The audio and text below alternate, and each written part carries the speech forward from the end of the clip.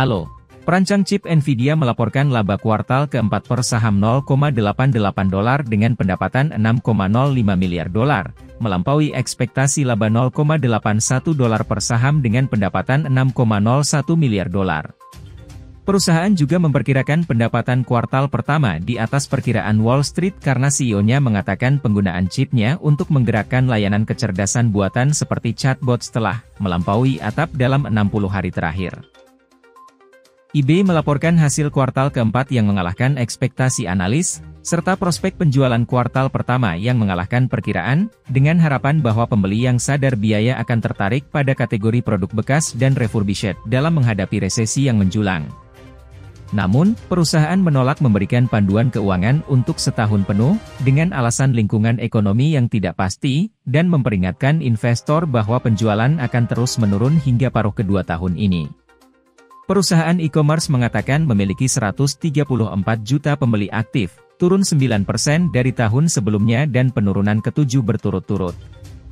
Volume barang dagangan kotor, nilai semua barang yang dijual di situs, juga turun 12%. ExxonMobil memperingatkan dalam pengajuan sekuritas tentang potensi risiko terhadap operasi minyaknya di Kazakhstan, yang menghasilkan pendapatan setelah pajak sebesar $2,5 miliar tahun lalu.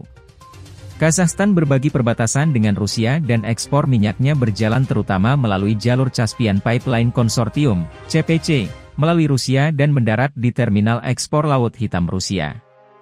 Setiap penutupan pipa atau terminal CPC akan menutup lebih dari 1% pasokan minyak global dan merugikan produsennya dalam bentuk pendapatan yang hilang miliaran dolar.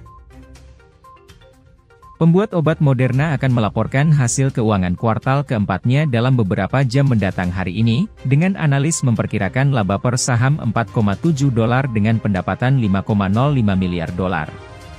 Moderna juga mengumumkan kemarin bahwa vaksin kanker kulit mRNA eksperimental yang dipersonalisasi dalam kombinasi dengan obat Merck Keytruda telah menerima penunjukan terapi terobosan dari regulator AS sebagai pengobatan tambahan untuk pasien berisiko tinggi. Sebagai tim Phillip Capital, kami mengucapkan semoga hari-hari Anda bahagia dan sehat.